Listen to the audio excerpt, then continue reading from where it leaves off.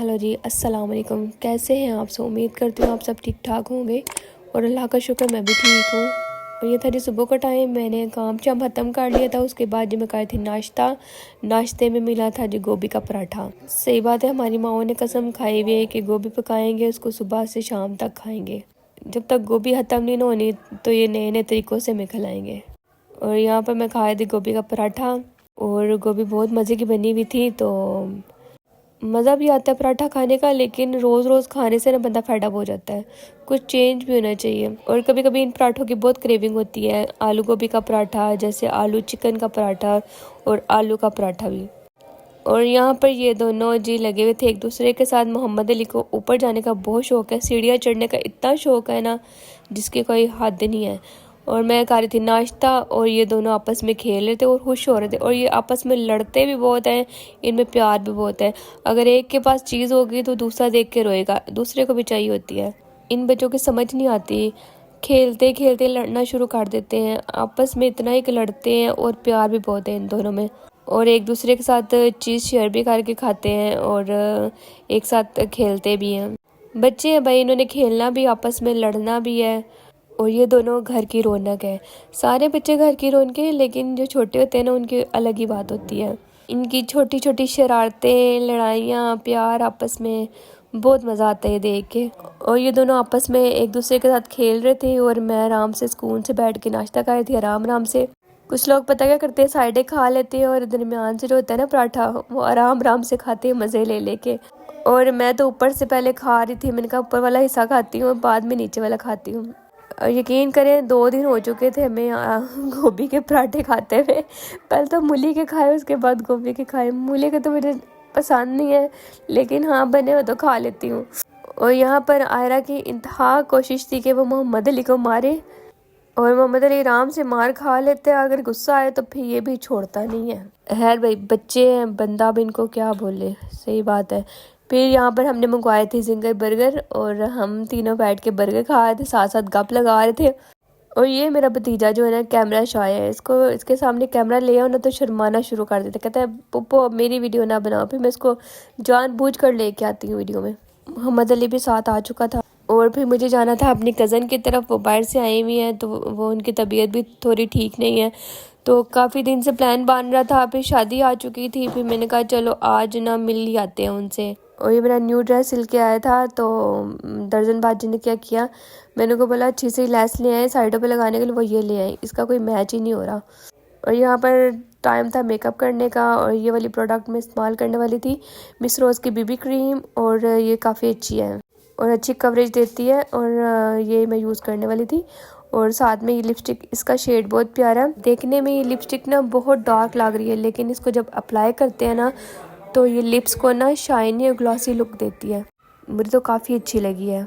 मैं जब देख रही थी मैंने कहा ये तो बहुत लालो लाल है, लेकिन ऐसा नहीं है। और कंसीलर भी लगाने वाली थी। कभी कभी तो मैं कंसीलर भी लगा लेती हूँ पूरे फेस पे। और ये डर्मोटीन की क्रीम है, ये बहुत अच्छी है। अगर आप इस क्रीम को 6 से 7 महीने लगातार लगाएं तो आपकी स्किन बहुत अच्छी शाइनी और ग्लो करेगी।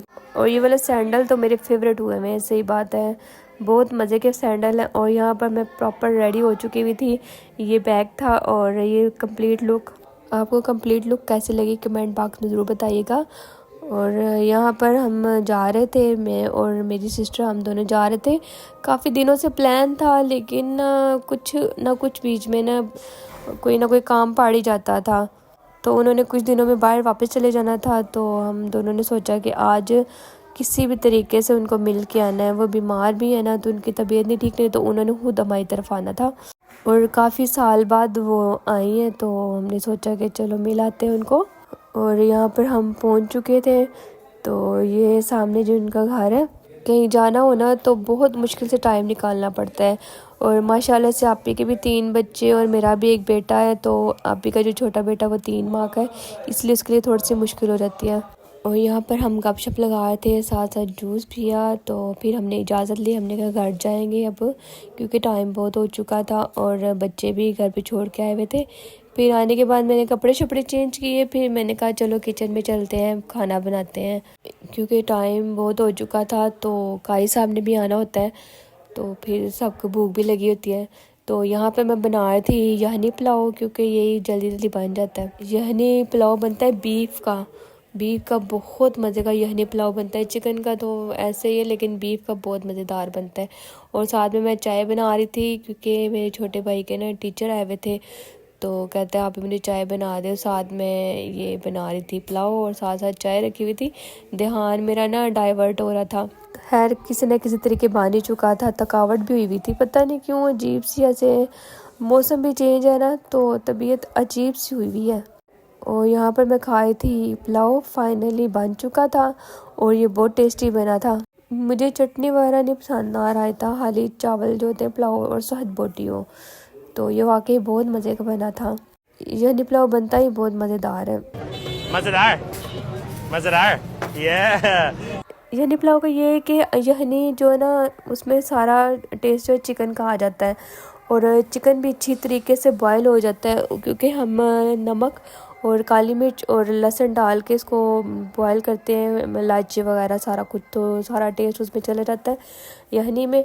और फिर मेरा दिल का अनार खाने को, मैंने अनार काटा और उसको फटाफट से छीला और नमक शमक डाल के ना खा रही थी।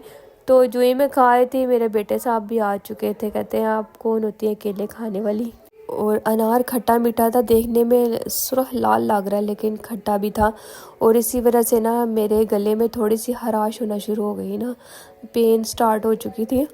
और बहुत मुश्किल से मैं खा रही थी, तो छील तो चुकी थी, तो मैंने कहा चलो अब खा ही लेते हैं। और इनको ना हर चीज़ अपने तरीके से खाने का शौक़ है, अपने हाथ से खाने का शौक़ है। अजीब किस्म की ज़िद करने लग जाता है कि मुझे दो, मैं खुद खाऊं। अभी तक बोलता नहीं है, लेकिन अपनी ज़िद जो है ना इशारों में पूरी करवा लेता है हर ज़िद। लेकिन कभी कभार बच्चे की ज़िद को इग्नोर भी करना चाहिए, क्योंकि अगर हर ज़िद मानते रहे ना तो बच्चा ख़राब हो जाता है। बच्चे को पता है पेरेंट्स ने मेरी हर ज़िद पूरी करनी है, तो मैं ज़िद करके हर चीज़ लूँ, तो बच्चे को आदत पड़ जाती है ज़िद करने की। और यहाँ पर मैं अपना व्लॉग एंड करती हूँ। अगर आपको मेरा व्लॉग अच्छा लगे, लाइक शेयर सब्सक्राइब ज़रूर कीजिएगा और बेल आइकन को भी प्रेस कर दीजिएगा, ताकि जो मेरी न्यू वीडियो है ना उसका नोटिफिकेशन आपको मिल जाए। और मिलती हूँ नई वीडियो के साथ, तब तक के लिए अल्लाह हाफिज़।